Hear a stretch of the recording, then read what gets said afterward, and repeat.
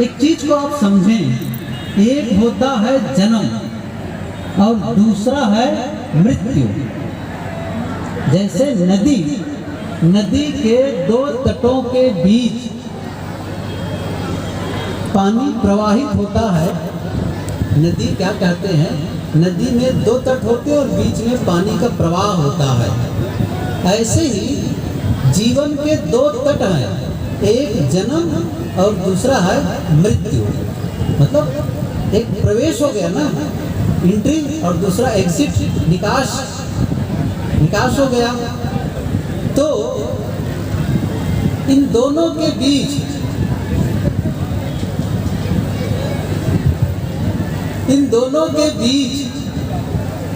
जो जीवन बहता है, जीवन धारा, इन जन्म और मृत्यु रूपी दो तटों के बीच जीवन धारा बहती है।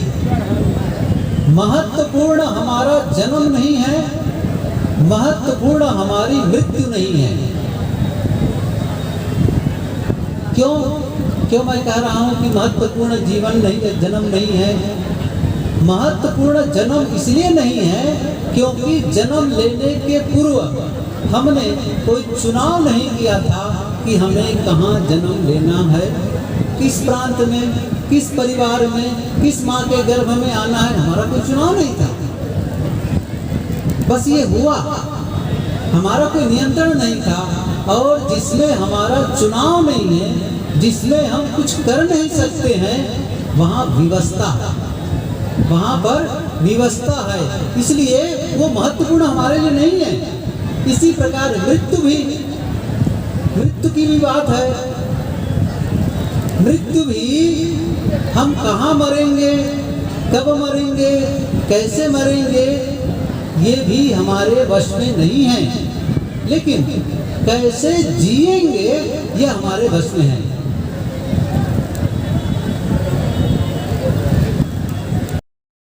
देखिए, मैं कोई शास्त्र की बात नहीं कहूंगा, न किसी मत पंथ की बात कहूंगा, कोई कथा कहानी भी नहीं कहूंगा।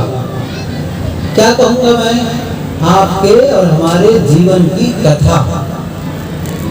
एक बाहर की कथा होती है, चाहे वो राम कथा हो, चाहे कृष्ण कथा हो, चाहे वह शिव पुराण हो, भागवत पुराण, बहुत सारी कथाएं होती है, चाहे सत्यनारायण की कथा हो। कथाओं में क्या होता है, आप जरा ध्यान दीजिए। कथाओं में क्या होता है? कथाओं में पूर्व के महापुरुषों के जीवन चरित्र का वर्णन। जीवन चरित्र अर्थात कहाँ जन्मे, क्या किनके साथ उनकी शादी हुई, कैसा उनका बचपना था, फिर क्या हुआ, किनसे लड़ाई झगड़ा हुआ, किनसे क्या हुआ, कब रात गति हुई, फिर क्या हुआ, किसको मारा, किसको पछाड़ा, किससे क्या हुआ। यही होता है, नहीं होता है? बताइए आप। यही होता है।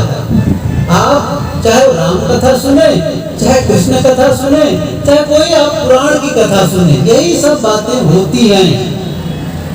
और मैं क्या कहना चाहता हूँ, जीवन की कथा। आपका जीवन आपके लिए महत्वपूर्ण है। और कई बार तो कथाओं में जाते समय जो आप सुनते हैं ना, आपको पहले से पता होता है, पहले से कई बातें आप पहले से जानते हैं, वो पूरा जनमानस में व्याप्त है। कैसे? जैसे आप राम कथा सुनने गए, एक दिन जब राम कथा सुनने गए तो पता चला आज तो धनुष यज्ञ है, अर्थात सीता स्वयंवर है, पता चल गया। अगले दिन जब जाते हैं तो क्या सोच रहे हैं, क्या मन में हो रहा है, आज तो राम का वनवास हो जाएगा। फिर अगले दिन जाकर क्या मन में हो रहा है, आज तो सीता का हरण हो ही जाएगा। अब देखो, आप गए, आप पता है आपको ये होने वाला, ये होने वाला है, सही है ना? ये सब कथा है। कथा से आप अपने जीवन में कितना परिवर्तन लाते हैं ये तो मैं नहीं जानता, होगा, लाते होंगे, लेकिन केवल दूसरे के जीवन चरित्र का वर्णन सुन करके आप कितना आप इंस्पायर होते हैं, कितना प्रेरित होते हैं और कितना बदलाव करते हैं, ये आपका विषय है। लेकिन असली बात क्या है, जब आप जीवन के बारे में समझेंगे, जीवन कथा को जब समझेंगे, तब आपको लगेगा सचमुच मुझे जीवन में बदलाव करना है और जीवन के तरीके को मुझे बदलना है ताकि मेरा जीवन सुखमय और शांतिमय हो जाए। ये महत्वपूर्ण है। ज्यादा से ज्यादा धार्मिकों की दशा क्या होती है, या तो कोई तीर्थों में चले गए या किसी मंत्र जप कर लिए, माला जप कर लिए, ये सारी चीजें होती हैं। लेकिन असली चीज क्या है जिसको सभी साहब ने कहा, देखो मैं जो कह रहा हूँ ना, कबीर विचारों से अनुप्राणित, कबीर विचारों से अनुप्राणित है। कबीर ने कहा, जो सदगुरु कबीर ने जो संदेश दिया है वही बातें मैं बताने का प्रयास कर रहा हूँ। साहब ने जैसे कि कहा कि माला फेरता है कोई आदमी, ठीक है माला फेरता है, लेकिन साहब क्या कहना चाहते हैं माला के विषय में, असली माला फेरना क्या है। साहब ने कहा, माला फेरत युग गया, गया न मन का फेर, कर का मन का डार दे, मन का फेर। इसके पहले उन्होंने क्या कहा है कि माला तो कर में फिरे, जीव फिरे मुख माही, मनवा तो 34 फिरे, यह तो सुमिरन नाहि। अच्छा, इसको आप खुद जब माला फेरने वाला कोई बैठा होगा तो तुमको अनुभव होगा। देखिए, मेरा उद्देश्य नहीं है कि किसी के विचारों का खंडन करूं या किसी के मन को चोट पहुंचाऊं, लेकिन अनुभव आपका क्या कहता है। जब आप माला फेरते रहते होंगे तो आपका मन कुछ और सोचते रहता है, कुछ और ऑटो सिस्टम, क्योंकि माला तो आपका ऑटो सिस्टम ऑटो मोड पर आ गया है, अपने आप होता रहता है ऐसा, लेकिन मन नहीं ठहरता है। साहब का यही कहना है कि माला तो करने फिरे, जीव फिरे मुख माही। और साहब का क्या कहना, इसीलिए कहते हैं कि कर का मन का डार दे, माला फेरत युग भया, लंबा समय बीत गया, मिटा न मन का फेर, कर का मन का डार दे, मन का फेर। जो कर अर्थात हाथ में जो माला फेर रहे हो उसको हटा करके जो मन का है, मन में जो विचारों की श्रृंखला चल रही है, मन में जो विचारों की श्रृंखला चल रही है, उसे देखो, उसे फेरो, ये महत्वपूर्ण है, क्योंकि यही आपके जीवन को निर्मित करता है। जो साहब ने कहा ना, अच्छा जन्म बनाओ, यही मैं कहना चाहता हूँ। किससे जीवन को अच्छा बनाएंगे, जीवन को अच्छा बनाएंगे कैसे, इसके बारे में तो जानकारी है नहीं, किसी ने दी भी नहीं है कि जीवन को कैसे अच्छा बनाना है। अब कोई कह सकता है भाई जब बड़ा मकान आपका बन जाएगा तो आपका जीवन अच्छा हो जाएगा। आपको क्या लगता है, ऐसा लगता है क्या जिसका बड़ा मकान बन गया है उसका जीवन अच्छा हो गया है? क्या आप अपने मकान में एक बड़ी बड़ी गाड़ियां ला करके खड़ी कर देंगे तो क्या जीवन अच्छा हो जाएगा? आपको लग रहा है? नहीं, हम सभी कॉमन सेंस है, एक सामान्य ज्ञान भी है। अब भले हमारे पास गाड़ी नहीं है लेकिन ये पता तो चलता है ना। कैसे पता चलता है? गाड़ी वालों को देख करके, सही है, जिनके पास गाड़ी उसको देख करके पता चल जाता है, जिनके पास बड़ा मकान है उनके जीवन को देखकर पता चल जाता है। अच्छा, हम लोग का जीवन तो बड़ा अद्भुत है क्योंकि हम लोग का जीवन भ्रमणशील है। गुरुदेव सदगुरु श्री अभिलाष साहब जी के साथ लंबे समय तक भ्रमण करने का अवसर मिला। गुरुदेव जी के नहीं रहने पर भी भ्रमण कर रहे हैं तो बड़े शहरों में जाते हैं, छोटे गांव में भी जाते हैं, छोटे घरों में भी रहते हैं और बड़े बड़े भवनों में भी रहने का अवसर मिलता है। वहाँ के लोगों को उससे मिलने का अवसर मिलता है। बताते हैं अपनी आप बीती, इस बड़े बड़े भवन में रहने वाले लोग कितने दुखी और अशांत, कितने संघर्ष में रहते हैं, कितना क्लांत रहते हैं और उनका मन भी करता है मैं मर जाऊं, मैं जिंदा न रहूं।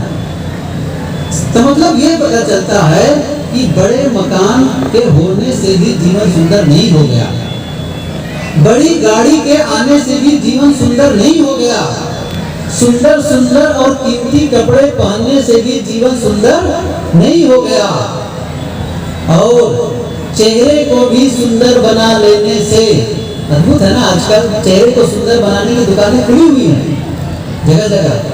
क्या नाम है उसका, जानते हैं ना? सब जानते हैं। गाँव, आजकल तो गाँव में भी खुलता है पार्लर दुकान, ब्यूटी, किसके सुंदर बनने की दुकान। आप चले जाओ, पैसा दे दो और कुछ समय में मेकअप कर देंगे और सुंदर बना देंगे। कितने समय? कुछ घंटे के लिए। कुछ घंटे के लिए, तो क्या जीवन सुंदर हो जाएगा? नहीं होगा। यही तो समझना है हमको जीवन के संबंध में। मैंने इसलिए कहा महिमा परक वचन नहीं कहना है मुझे, केवल महिमा महिमा महिमा, उसकी महिमा, उनकी महिमा, उनकी महिमा। मैं कबीर साहब की महिमा यहाँ पर बैठ करके गाता रह जाऊं, आपका क्या फर्क पड़ेगा? क्या कल्याण होने वाला है? कबीर साहब ने ये कर दिया, वो कर दिया, ऐसा हो गया।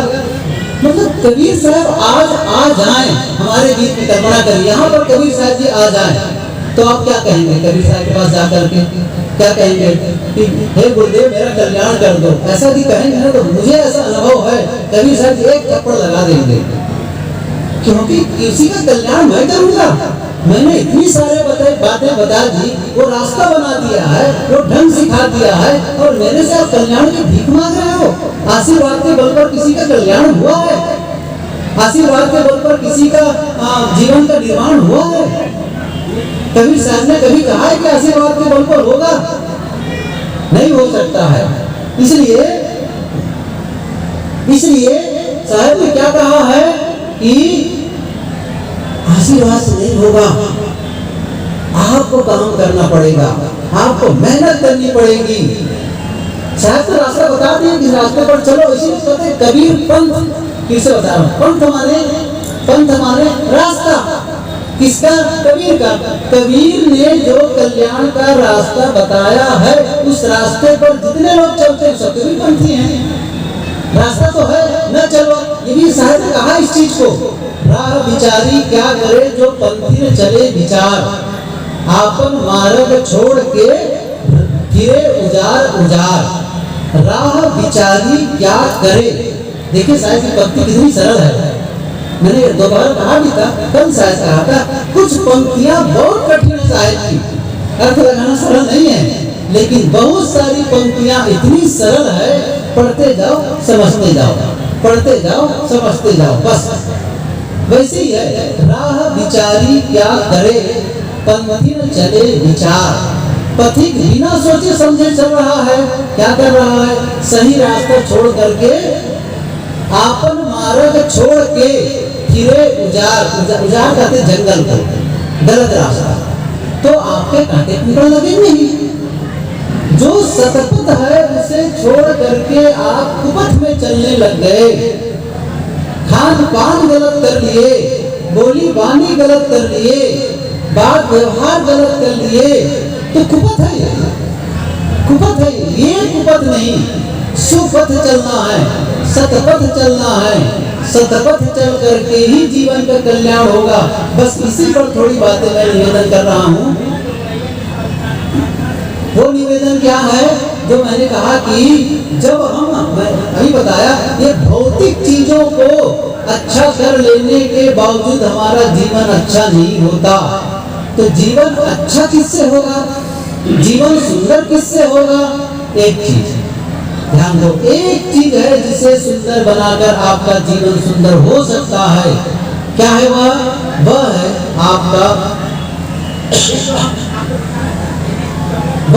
आपका मन।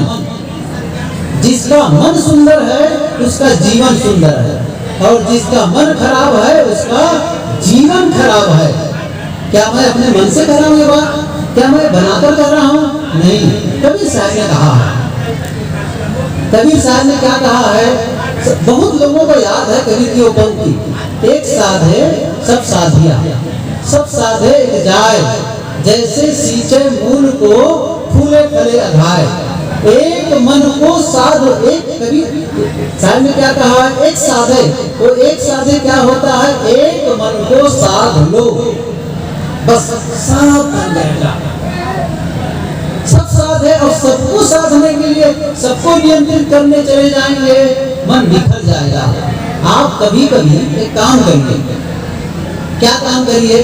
कभी कभी आप अपने घर की छत पर चले जाइए या खुले मैदान पर खड़े हो जाइए, और क्या सोचना है? पूरे दृश्य को देखिए।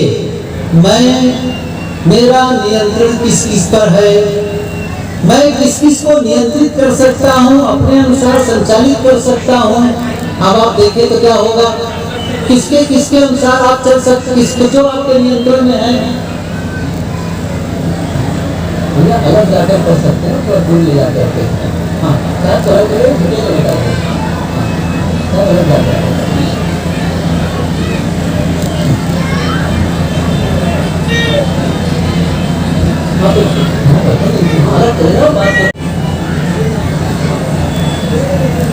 कोई बात नहीं, अल्लाह तो सब होगा ही, क्योंकि बहुत लोग तो सुनने के लिए थोड़ी आए हैं, वो तो मेहनत भी करने आए हैं।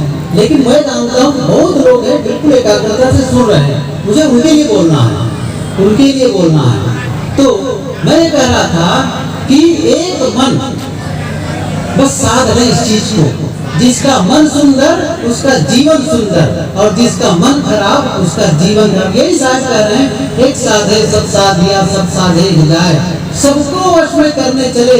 इसके लिए निवेदन किया था। आप देखें कहाँ कहाँ आपका नियंत्रण है, किसे आप नियंत्रित कर सकते हैं, आपको पता चलेगा। मैं सूर्य को नियंत्रित नहीं कर सकता, मैं पृथ्वी की गति को नियंत्रित नहीं कर सकता, मैं हवा की प्रवाह को नियंत्रित नहीं कर सकता, मैं मौसम को परिवर्तित नहीं कर सकता, मैं दिन रात को परिवर्तन नहीं कर सकता। समझ रहे हैं ना? फिर आप कहेंगे किसको कर सकते हैं? चलो ये तो जड़ जगत हुआ। प्राणियों में देखिए, क्या दुनिया भर के लोगों को नियंत्रित कर सकते हैं? क्या आप केवल भारतवासियों को नियंत्रित कर सकते हैं, ठीक कर सकते हैं? नहीं कर सकते हैं। अच्छा, केवल मिनरवा वालों को ठीक कर पाएंगे आप? नहीं कर सकते हैं। और थोड़ा नजदीक आ जाइए, क्या आप अपने घर वालों को बदल देंगे? है हिम्मत? प्रयास तो बहुत किए होंगे। पत्नी प्रयास करती है पति को बदल दूं, और पति प्रयास करता है पत्नी को बदल दूं। जीवन भर बीत जाता है, एक दूसरे बदल नहीं पाते। पिता पुत्र एक दूसरे को बदलना चाहते, कोई नियंत्रण नहीं है। लेकिन आपका नियंत्रण अपने ऊपर है। आप जैसा सोचना चाहें सोच सकते हैं, जैसा बोलना चाहें बोल सकते हैं, जैसा करना चाहें कर सकते हैं। यही मनुष्य की स्वतंत्रता है, और यही मनुष्य की विशेषता भी है। यही मनुष्य की विशेषता भी है। मनुष्य को अन्य प्राणियों से जो अधिक वरदान मिला है, सबसे बड़ा वरदान मनुष्यों को मिला है। जानते हैं कौन सा बड़ा वरदान है वो? मनुष्यों को जो प्रकृति की ओर से वरदान मिला है, जो सबसे बड़ा वरदान है, वह वरदान है मनुष्यों के लिए मन पसंद के रास्ता चुनने की स्वतंत्रता। फिर से दोहरा रहा हूं, मन पसंद के रास्ता चुनने की स्वतंत्रता। आप अपने मन पसंद के रास्ते का चुनाव करते हैं, और जब आपको पता चलता है कि रास्ता गलत, कुछ या तो आपके द्वारा खुद के द्वारा महसूस हो गया, या किसी ने आपको बताया, चाहे आपके रिश्तेदार हों, चाहे वो घर वाले हों, चाहे कोई संत हो, चाहे कोई मित्र हो, या कोई पुस्तक, कोई आप देखे और आपको लगा मेरा जीने का ढंग, मेरा जो रास्ता है वह गलत है, और आप उसी क्षण अपने जीवन में बदलाव लेने का संकल्प कर सकते हैं। आपको कोई रोकने वाला नहीं है, कभी भी बदलाव कर सकते हैं। ये स्वतंत्रता है मनुष्य के लिए, ये स्वतंत्रता है, और इस स्वतंत्रता से ही मनुष्य का विकास होता है। मैं क्या कह रहा था? आप अपने पर नियंत्रण, आप बदलते हैं आपकी दुनिया बदल जाती है। आप बदलते हैं आपकी दुनिया बदल जाती है। मैं एक कहानी कहूँगा, बहुत पुरानी कहानी है, शायद वो कहानी दोहराई गई होगी, आप लोगों के अंदर वो कहानी होगी भी, लेकिन आज मेरा मन है दोहराऊं उस कहानी को। एक आदमी था, ऑफिस में काम करता था, अपने ऑफिस में, और उनका एक बच्चा था, छोटा लड़का था, 7-8 साल का रहा होगा, और वो इंतजार कर रहा था कि पापा जी घर आएंगे, मैं उनके साथ खेलूंगा। इंतजार में थे, शाम हो गई, काफी देर हो गई, और जब उनके पापा जी घर आए तो अपने साथ में रजिस्टर और कई फाइल, सब एक बड़ा सा बस्ता लेकर के घर आए। और जैसे ही वो देखा बच्चा के पिताजी आ गए हैं, तो क्या कहा? पापा पापा मैं आपके साथ खेलूंगा, बहुत देर से इंतजार कर रहा हूँ। पिता ने क्या कहा?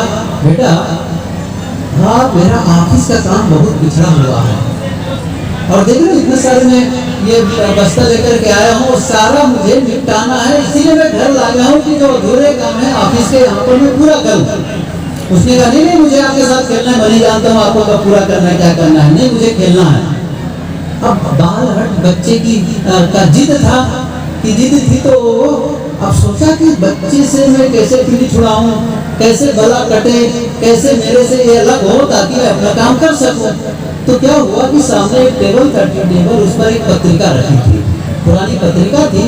उस पत्रिका में छपा था विश्व का नक्शा, मैप छपा था, वर्ल्ड मैप। तो उसको उसने निकाला वहां से और निकाल करके उसको फाड़ा कई टुकड़ों में और फिर अपने बच्चे से कहा बेटा इस नक्शे को फिर से जोड़ करके लाओगे, इस नक्शा को फिर से पहले की तरह जोड़ करके लाओगे तब मैं खेलूंगा, साथ में खेलूंगा।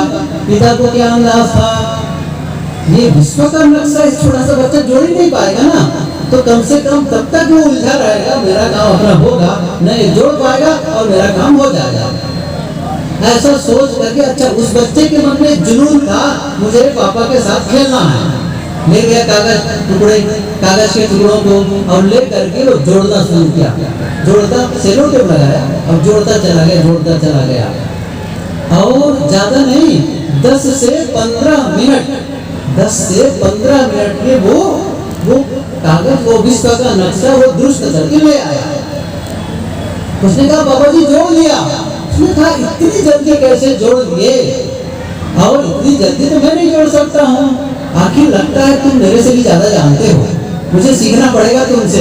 अच्छा बताओ कैसे जोड़े। बहुत सरल है पापा जोड़ना, इसका तो बहुत सरल था। अरे बताओ तो सही कैसे जोड़े। कि देखिए पापा आपने जो विश्व का नक्शा दिया था, एक तरफ था विश्व का नक्शा क्योंकि कागज के 2 पेज होते हैं ना, और दूसरे तरफ था एक आदमी का चित्र था, पूरे पेज पे एक बड़ा सा आदमी का चित्र था। और मैंने क्या किया, मैं तो केवल आदमी को ही जोड़ा, आदमी को ही ठीक किया, और मुझे पता है ना सिर कहाँ है, पैर कहाँ है, हाथ कहाँ है। और जब आदमी को ठीक कर दिया क्या हुआ, और जैसे ही पलट के देखा तो विश्व का नक्शा ठीक हो गया। मैं क्या कहना चाहता हूँ, वो जो आदमी था ना वो किसका चित्र था, आप और हमारा चित्र था। आप और हम जब अपने को ठीक कर लेते हैं, अपने को सही कर लेते हैं तो हमारी दुनिया बदल जाती है, और दुनिया जब ठीक हो जाती है और हम ही गड़बड़ रहेंगे सब व्यर्थ है। ये पंक्ति बहुत पहले सुने होंगे आप लोग। हम बदलेंगे युग बदलेगा, हम सुधरेंगे। ये सुने नहीं सुने हैं, नहीं सुने सुन लो आज, ये बड़े काम की है, लेकिन करते बिल्कुल उल्टा है, करते बिल्कुल उल्टा है। ये बड़ी विचित्र मानवीय फितरत है, कुछ ऐसा ढंग है जीवन का कि हम सब मतलब जीवन के प्रति संवेदनशील होते ही नहीं है। आपसे एक निवेदन करूंगा, आप जीवन में विभिन्न प्रकार की योजना बनाते हैं, बहुत सारी योजनाएं बनाते हैं, जैसे आप मकान बनाने की योजना, वैसे आप दुकान को और विस्तृत करने की योजना, धन बढ़ाने की, व्यवसाय बढ़ाने की योजना बनाते हैं, बच्चों की शादी करने की योजना बनाते हैं, कहीं पर टूर में जाना है, घूमने जाने उसकी योजना बनाते हैं। मेरा एक निवेदन है, एक योजना और बनाइए। क्या? सुख शांति से जीवन जीने की योजना बनाओ। अकेले बैठ जाओ और हेडिंग लिख लो, मुझे सुख शांति पूर्वक जीवन जीना है, मुझे अपने इसी जीवन में गहरी शांति का अनुभव करना है। और आप करिए। अब इसके लिए मैं जीवन में क्या बदलाव करूं, या जीवन में कोई नई चीज सीखने जैसी है जिससे ये हो जाए, क्या मुझे मेरा कुछ क्या करना है, किससे अलग हो जाऊं, किससे जुड़ जाऊं, कौन सा तरीका होगा।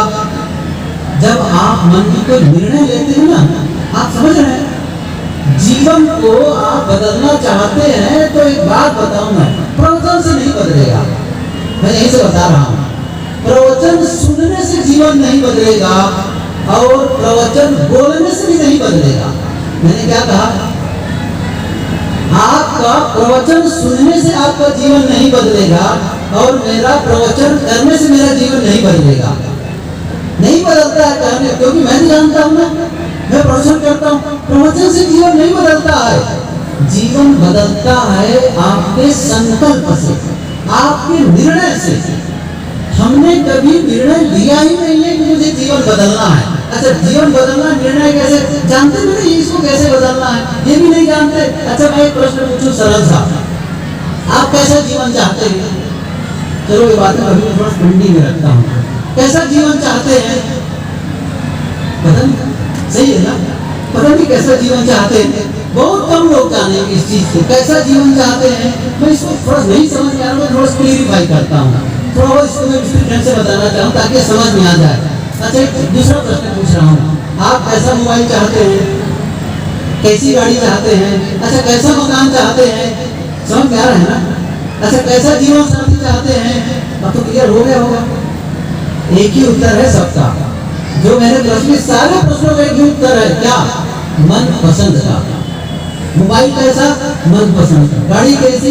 मन पसंद। घर कैसा? मन पसंद का। जीवन साथी मन पसंद का। और जीवन कैसा चाहिए? मन पसंद का। समझ रहे हैं ना? वह जीवन जिसको जीने में आपको आनंद का अनुभव हो। एक दूसरी बात और पूछ लेता हूँ, हम में से कितने लोग जानते हैं कि मैं अच्छा जीवन जी रहा हूँ या अच्छा जीवन नहीं जी रहा हूँ? फिर से प्रश्न दोहरा रहा हूँ।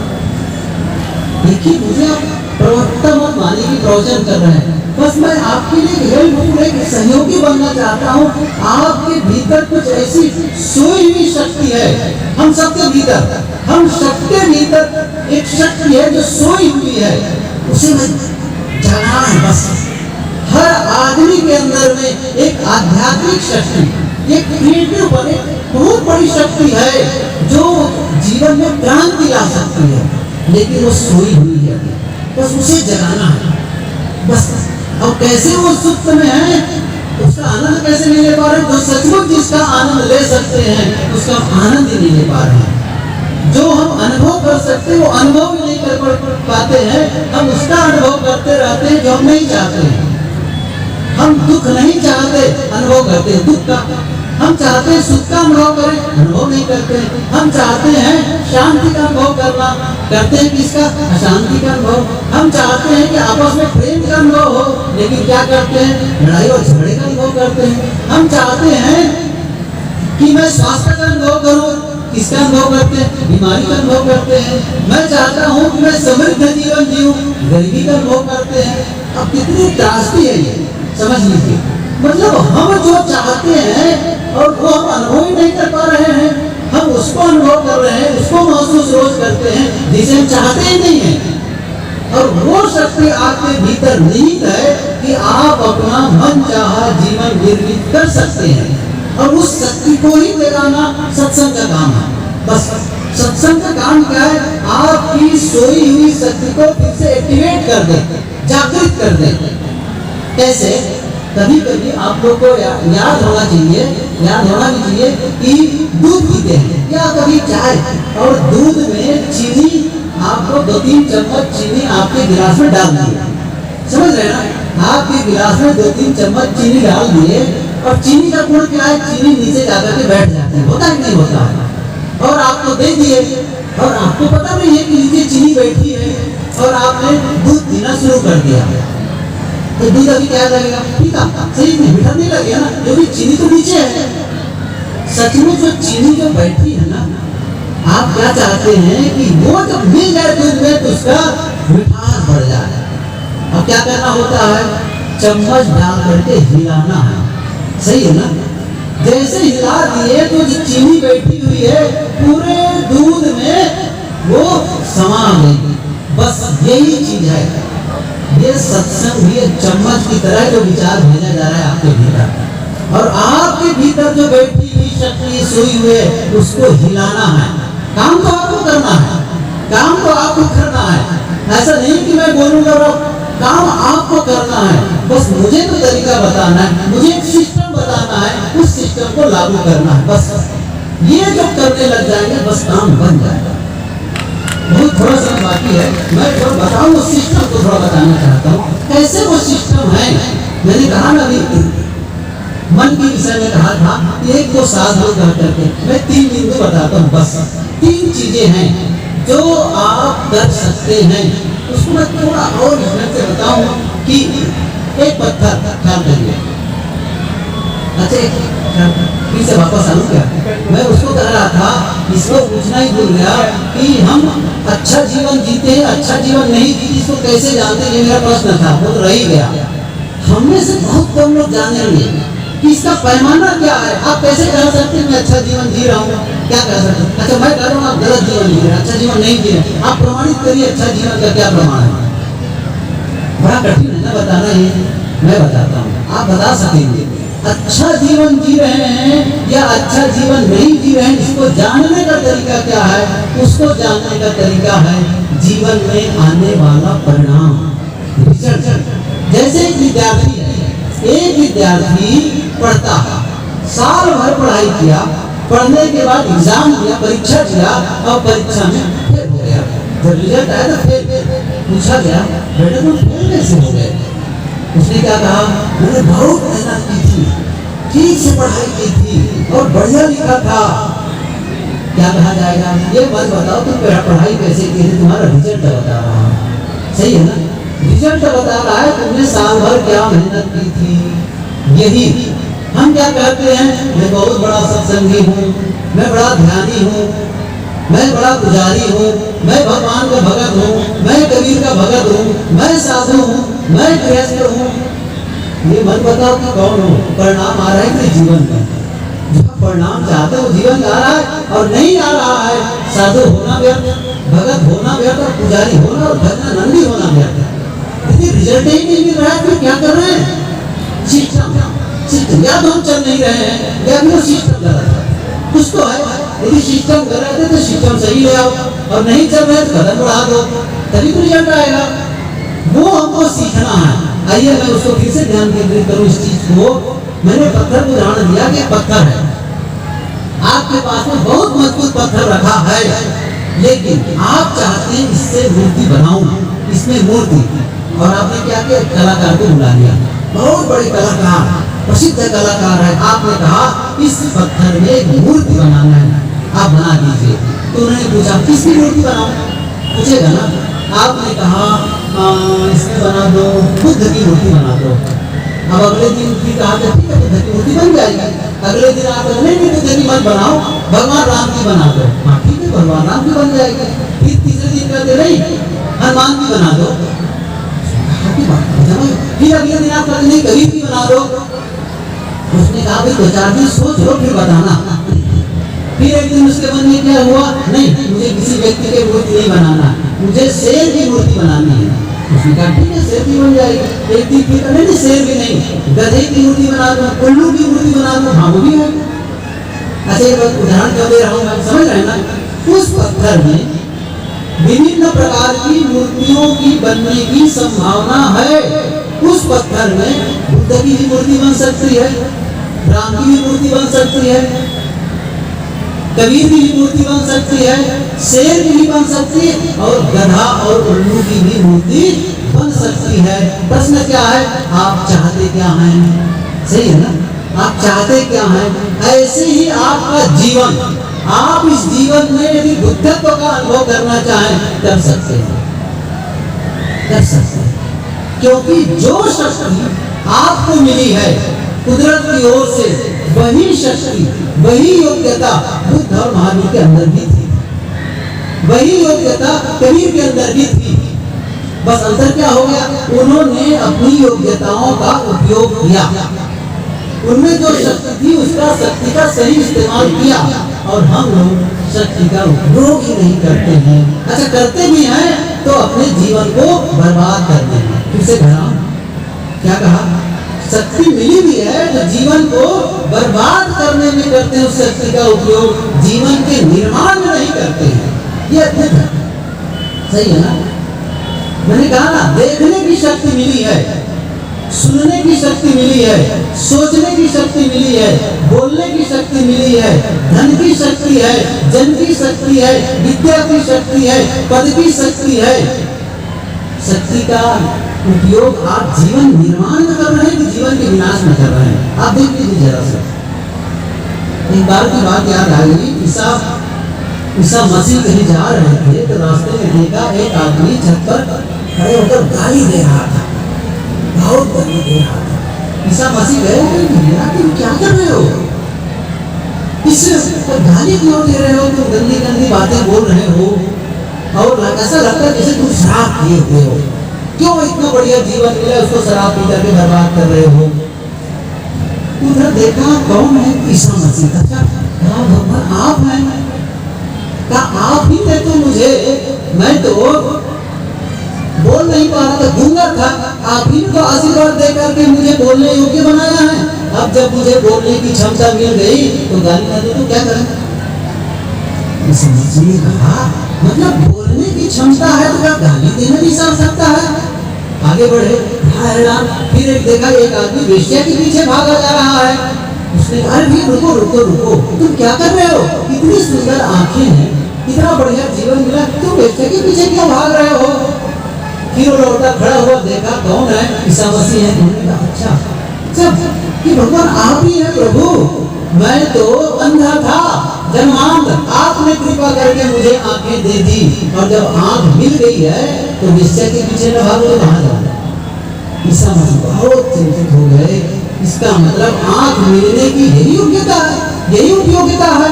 फिर आगे बढ़े, एक आदमी फांसी का फंदा लेकर के वो मरना चाहता था। ईसा मसीह रुको रुको रुको रुको रुको, मरो मत, इतना सुंदर मूल्यवान जीवन मिला है, मरते क्यों हो?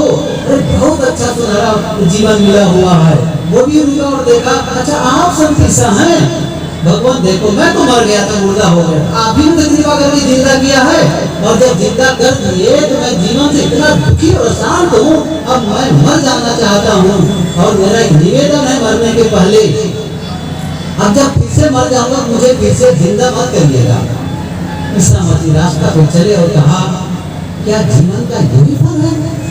इतना सुंदर जीवन मिला है, क्या फांसी के फंदे में लटकने के लिए, क्या शराब पीने के लिए, क्या वेश्या के पीछे भागने के लिए जीवन मिला है?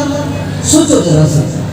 शक्ति का उपयोग हम इसके लिए करते हैं जीवन को बर्बाद करने में। मेरा निवेदन है उस शक्ति का उपयोग हम जीवन के निर्माण में करें। शक्ति वही है, एक पंक्ति बहुत पुरानी है, सब सुने होंगे, विद्या विवादाय धनम मदाय शक्ति परेशान पर पीड़नाय खलस्य साधो विपरीत मेतद ज्ञानाय दानाय च रक्षणाय। एक अपात्र को विद्या मिल जाती है, क्या करता है? विद्या विवादाय, वह उस विद्या का प्रयोग दूसरों के साथ विवाद करता है। मैं जानकार, मैं विद्वान, मेरे सामने कौन? विवाद करता है। और विद्या विवादाय धनम मदाय, धन मिल गया, धन का अहंकार, धनम मदाय अहंकार करता है दूसरों को वह सताने में। एक बार एक बैठक थी, गुरुदेव जी बताया करते थे, बहुत पुरानी बैठक। तो एक युवक था, पहले पंचायत हुआ, पहले पंचायत में बैठक होती थी ना, आजकल तो बातें खत्म हो गई है। नहीं, गांव का मसला, गांव की झगड़ा तो गांव में निपटा लिया जाता था पंचायत बैठ करके। तो वो बैठक थी, तो एक युवक के बारे में कुछ ऐसी बातें थी, उसे समझाया गया भैया ऐसा मत करो, ऐसा करो। वो युवक इतना क्रुद्ध हुआ और धनी था, और क्या कहता है, धनी आदमी था, वो युवक था, उन्माद था, जवानी का। उसने क्या कहा सबके बीच में, मैं इस गांव को मिटाने के लिए अपनी पूरी संपत्ति लगा दूंगा। एक बुजुर्ग बैठा था, उसने कहा बेटा तुम गांव को नष्ट करने में संपत्ति लगा देने को तैयार हो गए, इस गांव के निर्माण में तुम धन लगाने के लिए नहीं कहा? क्या कहा? तो बहुत लजा गए। बहुत बुजुर्ग ने कहा इस चीज को, गांव को नष्ट करने में संपत्ति लगा रहे हो, अरे गांव के निर्माण में लगाओ तो संपत्ति का सही उपयोग हो सकता है। इसी प्रकार से हमारे पास शक्ति है, लेकिन हम इसको नष्ट करने लगे हैं। आज उस शक्ति का सही उपयोग करना सीखें। बस और मैंने क्या कहा, मैं सारी शक्तियों के बारे में नहीं बताऊंगा। तो विद्या विवादा धर्म मदाय शक्ति परिपसाम परिपीना, शारीरिक शक्ति दूसरों को सताने, लेकिन वही शक्ति जब किसी संत को, किसी साधक को, किसी सज्जन को मिल जाती तब क्या होता है, ज्ञान आए। विद्या मिली, ज्ञान का दान करता है, ज्ञान आए, और धन मिला तो दान करता है दूसरों के हित में, पर हित में वो अपना धन को खर्च करता है, जन समाज में खर्च करता है, हित में खर्च करता है। और शारीरिक शक्ति मिल गई तो दूसरों की रक्षा शक्ति वही है। आप उपयोग कैसे करते हैं, उसका सही उपयोग करना शुरू कर दो, बस जीवन अच्छा निर्मित हो जाएगा। तो फिर से मैं अपने प्रसंग पर लौटूं। अभी मैं मूर्ति को ध्यान दे रहा था, आपके भीतर में भी वो शक्ति है। आप एक सुंदर मूर्ति का निर्माण कर सकते हैं, मन चाहा जीवन का निर्माण कर सकते हैं।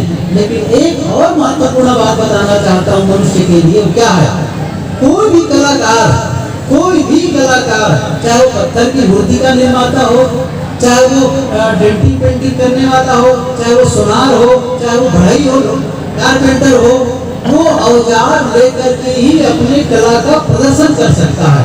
किसी बढ़ई को लकड़ी दे दो और औजार न दो, नहीं बना सकता है। किसी सोनार को सोना दे दो और उसको औजार न दो, नहीं बना सकता है। सही है ना?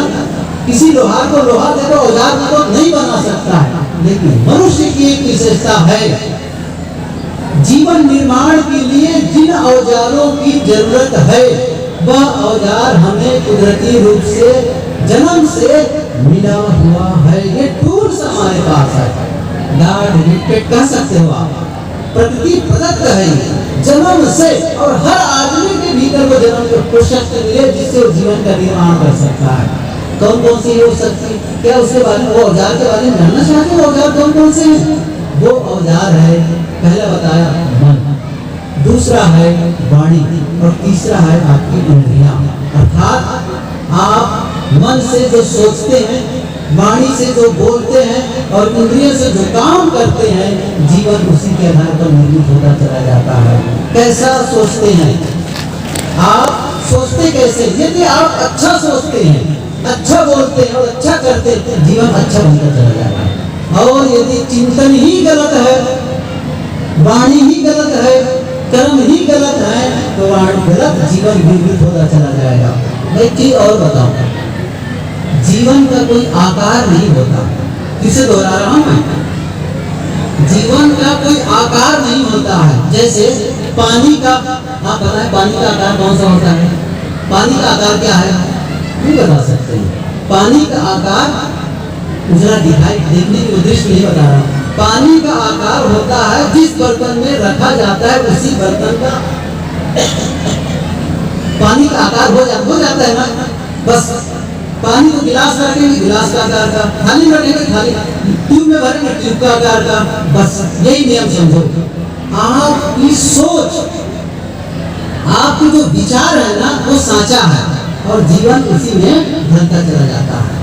कैसे सोचते हैं, बस आप जो सोचते हैं वो आप बन जाते हैं। एक सूत्र बताऊं आपको, हम वह नहीं, ये सूत्र बहुत महत्वपूर्ण है, सुन लीजिए, शायद काम आए आपका। हम जो दिखते हैं, आप जो दिख रहे हैं वह आप नहीं हैं, आप वह हैं जो आप सोचते हैं। फिर से दोहराऊं, हम जो दिखाई देते हैं हम वह नहीं हैं, हम वह हैं जो हम सोचते हैं। जो हम आदमी वही है जैसा वो सोचता है। ये पुस्तक जेम्स एलन की लिखी 100 साल पहले प्रकाशित थी, 1901 में प्रकाशित थी पहली बार। आज का हिंदी मैंने उसको पढ़ी है पुस्तक, क्या करूं, बहुत पतली पुस्तक है। ऐसे मैन थिंकर, आदमी जैसा सोचता है।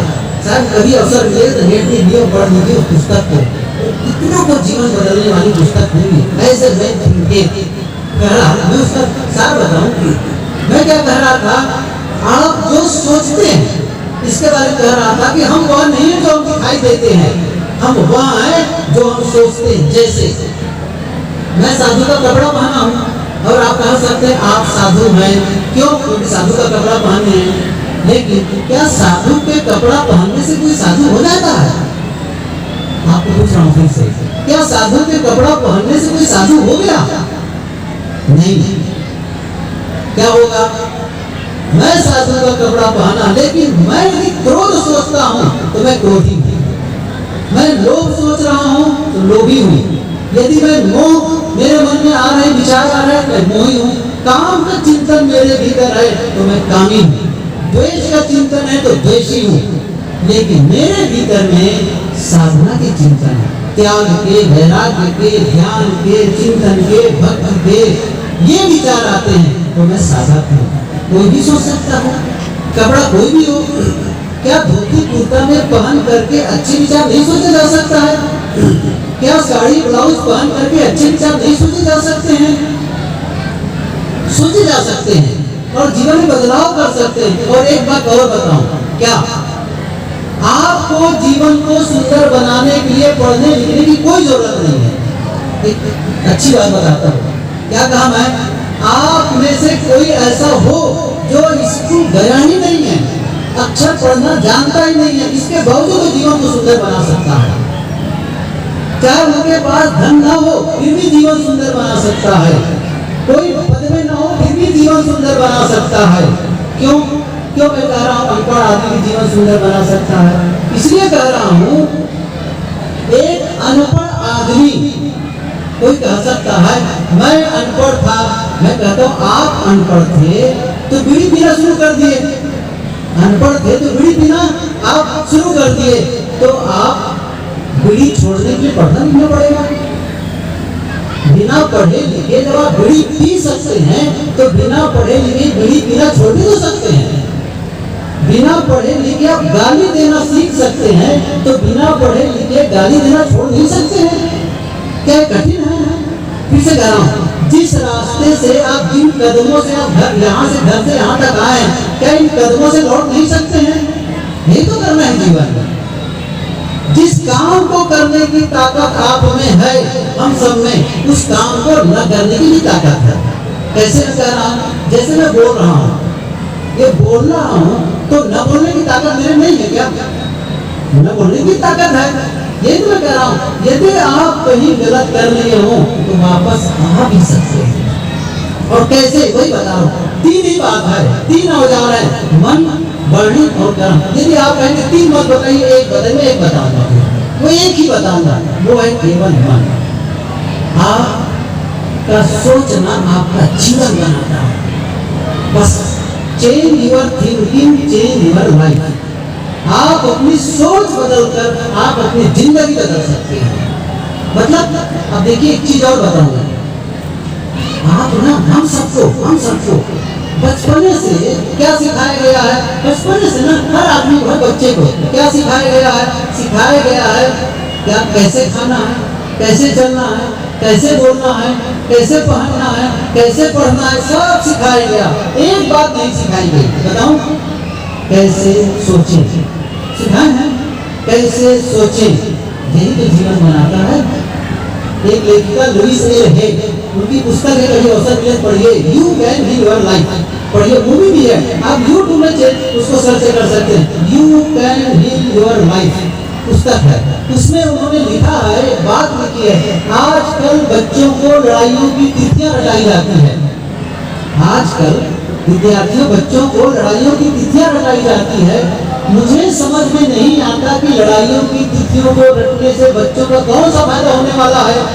उन्हें क्यों नहीं बताया जाता कि विचार आपके जीवन को कैसे प्रभावित करते हैं, कितना महत्व है जीवन में विचारों का, और विचारों को बदलकर आप जीवन को कैसे बदल सकते हैं, कि क्यों नहीं बढ़ाया जाता। उन्हीं के एक वाक्य कहता हूँ, हमारा प्रत्येक विचार हमारा भविष्य बना रहा है, हमारा प्रत्येक विचार हमारा भविष्य बना रहा है। इसलिए अच्छा सोचें। अच्छा सोचने का क्या अर्थ है? बस बहुत थोड़े बंद करने वाला हूँ मैं। अच्छा सोचने का क्या अर्थ है? अच्छा सोचना किसे कहते हैं? प्रश्न यह हुआ। अच्छा सोचने का मतलब यह हुआ जिससे आप अपने विषय में अच्छा सोचें। अच्छा सोचने का मतलब है आपके वे विचार, अच्छा बोलने का मतलब आपके वे शब्द, अच्छा करने का मतलब आपके वे कार्य जो आपको आपके लक्ष्य की ओर ले जाए, लक्ष्य की ओर ले जाए। आपने जो जीवन में लक्ष्य शुरू में पूछा था ना, कैसा जीवन चाहते हैं, कैसा जीवन चाहते हैं, और जैसा चाहते हैं उसके बारे में सोचें, उसके बारे में बोलें और उसके बारे में काम करें। जैसे एक विद्यार्थी कहता है मैं डॉक्टर बनूं, उसका काम क्या है कि आप डॉक्टर बनना चाहते हो तो उस स्कूल में एडमिशन लो जहाँ पर इसकी पढ़ाई होती है। ऐसे लोगों को मित्र बनाओ जो डॉक्टर के बारे में पढ़ते हैं, चिकित्सा के बारे में पढ़ते हैं। ऐसी पुस्तकों को पढ़ो, ऐसी चर्चा करो और वैसी कदम बढ़ाओ, तभी चिकित्सक बन सकता है। हम चाहते हैं अपने जीवन को जैसा, उसी के बारे में सोचना, उसके बारे में बोलना और उसके बारे में काम करना। अपनी जीवन ऊर्जा लाइफ फोर्स को सही दिशा दो, सही दिशा दो। ये अलग ही विषय है, इस विषय को बहुत विस्तार की जरूरत पड़ती है। इसको और क्लेरिफाई करें जीवन के संबंध में तो बातें होती है। एक बैठक में सारी बातें नहीं बताई जा सकती है।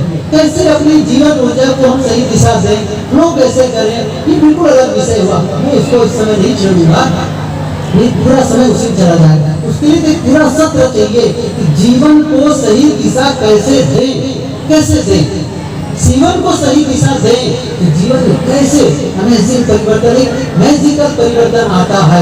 ये काम हमको करना पड़ता है। मैं फिर से बता रहा हूँ, क्या कहा, आपको अकेले में बैठ करके जीवन को ऐसे जैसे चीनी हथौड़ी होता है ना, ऐसा ऐसा बिल्ड करना पड़ता है अकेले में बैठ करके, तब जाकर के जीवन अच्छा होता है। ऐसे नहीं बन जाता है जीवन कि आप बस कथा सुन लिए, सत्संग सुन लिए, कथा कह दिए और बस ऐसे जब तक कर लिए, आरती पूजा कर लिए। नहीं बंधु, नहीं होता है, नहीं होता है। जीवन को अकेले में निर्मित करना होता है, अच्छा जीवन निर्मित करना होता है। हम सब अपने जीवन को, मैंने वही बताया, वही जो जीवन में चाहते हैं। मैं चलते चलते बात बता के जाऊँ, बस बहुत 2-3 मिनट में बंद करूँ।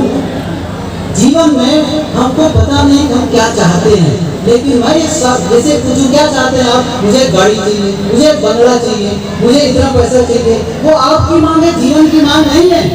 जीवन की मांग तो वह है जिसे कोई मना कर न सके।